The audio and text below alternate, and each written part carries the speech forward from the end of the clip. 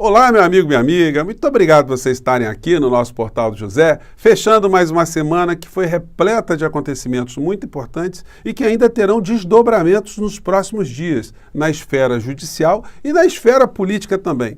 Muitas pessoas ficaram muito inquietas, com a soltura provisória do senhor Anderson Torres no dia de ontem. Alguns até criticaram também o ministro Alexandre de Moraes, que está sendo vetor, ele está sendo ali objeto de críticas e de ataques de todas as naturezas. E aí é muito importante que ele tenha sobriedade, que tecnicamente ele haja da forma mais precisa possível para não neutralizar nenhuma atitude envolvendo esses criminosos todos, porque senão lá na frente a gente pode correr o risco de enfrentar grandes frustrações, uma vez que essas pessoas foram absolutamente responsáveis por crimes gravíssimos que foram cometidos contra o povo brasileiro e contra o nosso país. Então, a fila vai continuar a andar. É sempre importante a gente sublinhar. Afinal de contas, não deve ser nada agradável ficar com uma tornozeleira eletrônica na canela, ficar sem os seus documentos para ir para onde você quiser, você ter a sua liberdade cerceada, você não poder entrar nas redes sociais, você não poder receber visitas. Não é uma situação muito fácil, sabendo que a espada da justiça está sobre a cabeça e que você esteve conectado com toda a sorte de criminoso do mais baixo nível. Então a situação está muito complicada. Ele está vendo também outras figuras serem presas, sofrerem uma série de sanções também, e isso cria um ambiente para ele ter algum tipo de colaboração, embora os advogados do senhor Anderson Torres estejam dizendo que ele não tem o que delatar. É lógico, se tudo já foi descoberto, não tem. Uma delação fica absolutamente imprestável. A delação só é útil quando a justiça não sabe absolutamente nada sobre determinada situação.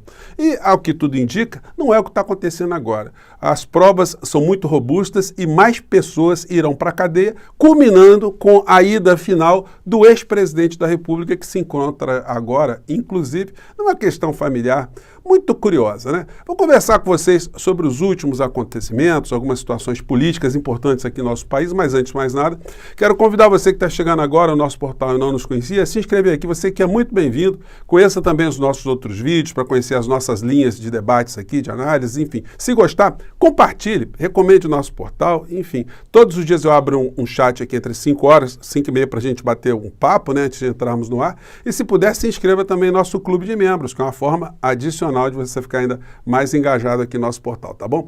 E não se esqueça de dar o seu joinha, porque é muito importante, e o seu comentário também, tá bom? Então vamos seguir em frente.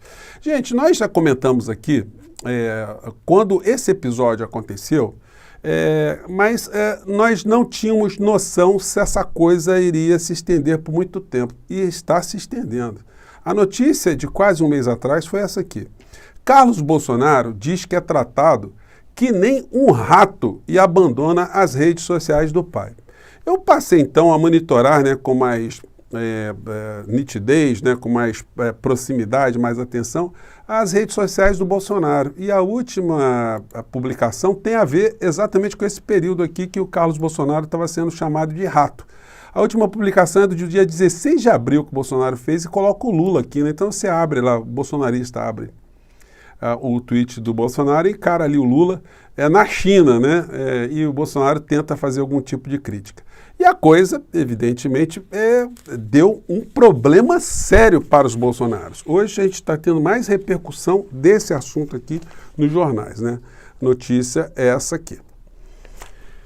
Carlos troca senha e silencia Bolsonaro nas redes. Vereador carioca barrou o acesso do pai a perfis digitais, que estão sem novas postagens há quase um mês. Descontentamento com tom menos inflamado. Após descontentamento com tom menos inflamado.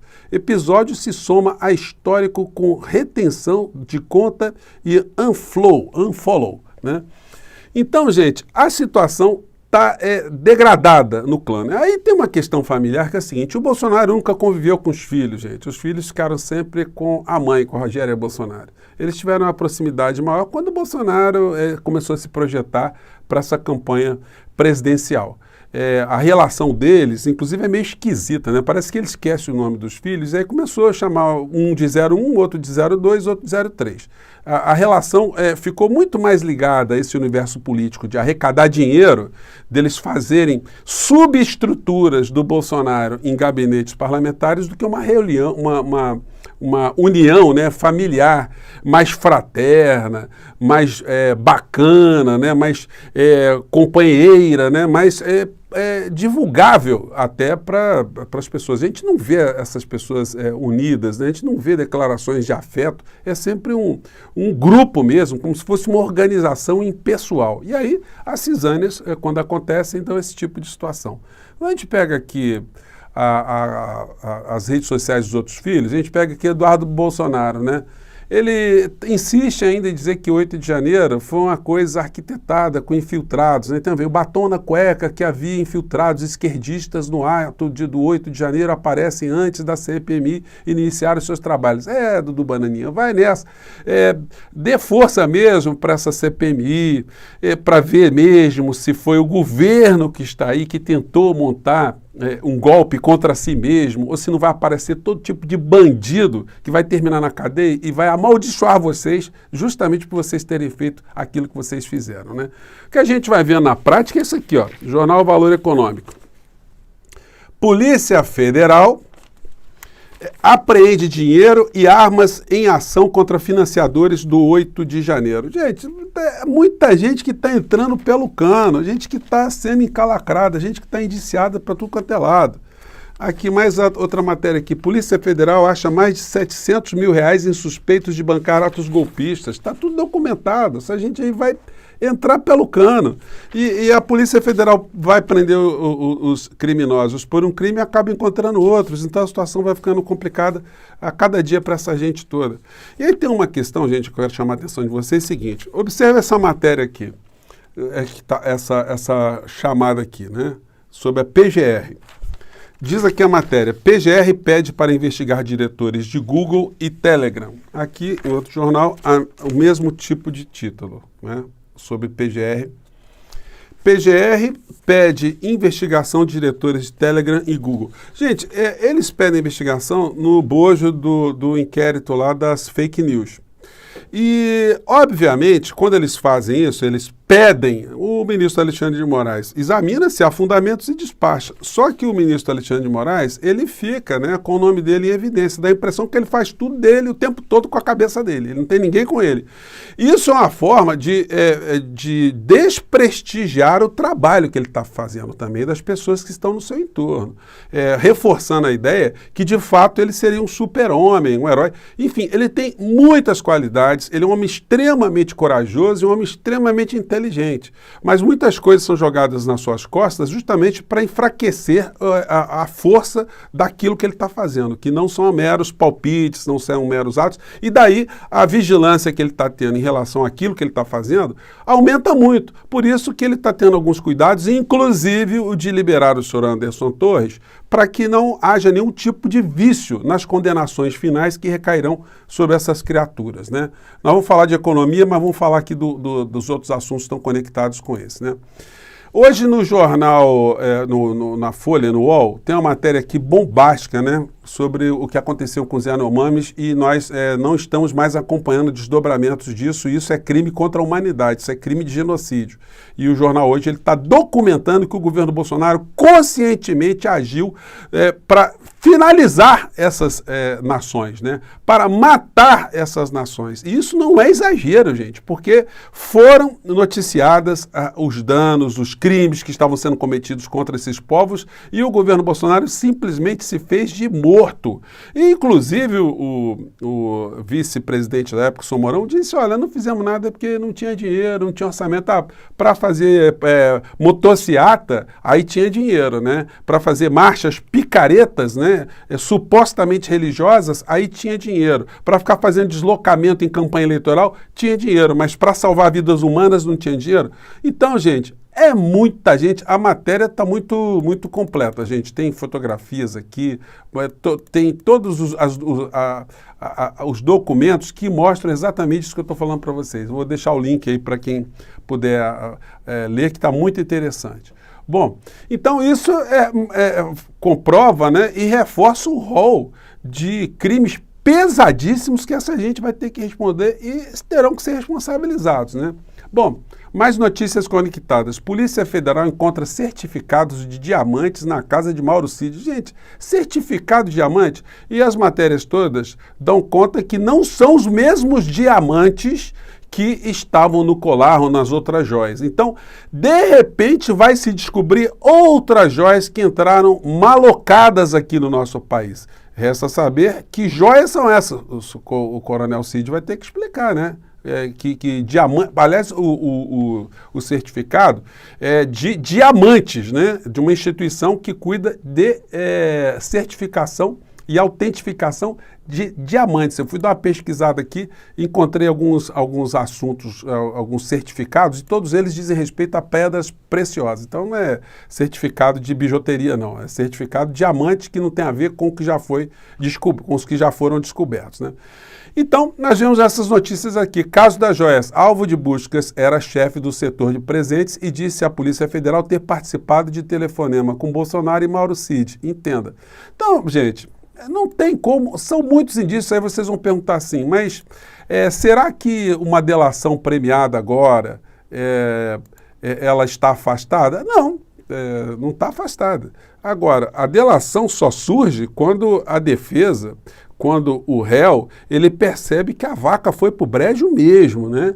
É o último ato de desespero, para ele tentar atenuar alguma coisa. Agora, se ele tentar fazer uma delação muito mais tarde, depois que todas as provas já forem coletadas, simplesmente a pena dele vai ficar intacta, ou seja, vai ficar muito tempo na cadeia. Bom, fazendo aqui um corte aqui nos nossos assuntos da política e dizendo para vocês, para não se desesperarem com a forma como a justiça está andando aqui no Brasil, porque tudo segue um rito técnico. Como eu disse para vocês, qualquer erro na operação jurídica pode causar uma situação muito mais grave para a democracia do nosso país um pouco mais à frente. É hora de acreditar no ministro Alexandre de Moraes, porque ele sabe o que está fazendo. Bom, notícias econômicas. Petrobras lucra 38 bilhões e 150 milhões e teve uma queda de 14% nos seus dividendos. Mas a questão é a seguinte, o governo Lula vai continuar corroborando, né, esse tipo de política de divisão de dividendos da Petrobras? Bom, hoje tem uma entrevista com Jean Paul Prats, presidente da Petrobras, aqui em 2 jornais pelo menos, né? E ele está aqui ainda de um discurso muito moderado, só que é o seguinte, daqui a pouco o governo Lula completa 6 meses e a gente ainda não viu um impacto muito grande na mudança de governo nos preços dos combustíveis. Será necessário que se tenha um período tão longo para se fazer uma mudança que mostre para a população que nós tivemos uma mudança no governo e essa mudança está, de fato, criando uma situação muito positiva para todos nós? Então, está me parecendo que o senhor Jean Paul Prats está muito moderado. Petrobras mantém dividendo, mas aponta a mudança. E a entrevista dele aqui tem uma série de situações que eu sublinhei aqui, pelo menos aqui em alguns pontos, eu acho que vale a pena mencionar. Ele foi perguntado, o nível de distribuição de dividendos vai cair no mínimo obrigatório? Porque os dividendos da Petrobras têm um mínimo, né, que tem que ser repassados para os abutres que botaram dinheiro aqui na Petrobras. Então, eles têm um lucro garantido, dividendos garantidos. E aí, o que ele responde? Não, nem tanto. Não vai chegar no mínimo, não. Vai continuar ainda em níveis interessantes para os investidores. Não gostei muito dessa declaração, não. Depois ele diz, como está o debate sobre mudança de política de preços? Aí ele diz, na campanha o presidente Lula falou em abrasileirar o preço. Falei várias vezes que a gente tem que se libertar do dogma da PPI. E mais à frente pergunta o repórter, e para o consumidor? Ele vai ter preço inexoravelmente mais baixo que o PPI. Mas quando o senhor Jean Paul Prats Nós queremos que o governo, de fato, ele apresente algumas situações que nos conforte, né, por termos ajudado a tirar essa gente ruim do poder e ter colocado o Brasil de volta ao processo civilizatório. Muitas pessoas que desejaram uma mudança de governo aqui no nosso país estão muito aflitas porque querem mudanças muito radicais, mudanças muito pontuais, mudanças muito objetivas instantaneamente. Bom, isso não é possível assim, num passe de mágica, né? A gente tem que levar em consideração que nós conseguimos uma situação extraordinária com a mudança de governo aqui no nosso país, que foi salvar a nossa democracia. Agora, nós temos que jogar todas as nossas energias justamente para criticar racionalmente, para cobrar racionalmente, para impulsionar esse governo, para buscar proximidade cada vez mais com a sociedade, corrigir distorções, porque é assim que o processo civilizatório avança. Nada aconteceu no mundo sem esse tipo de embate político, né? E é por isso que nós estamos aqui. E está sendo muito legal, cada vez mais a gente está chegando a mais pessoas que estão compreendendo, né, o papel de cada um de nós como cidadãos, né? A fila continua andando. Por um lado, essa gente está desesperada e nós aqui vamos ter paciência, vamos dar força aqui. Vamos acreditar que o ministro Alexandre de Moraes ele está agindo da maneira mais correta que o direito exige, tá bom? Eu fico por aqui, gente. Um grande abraço, até o nosso próximo encontro. Tchau.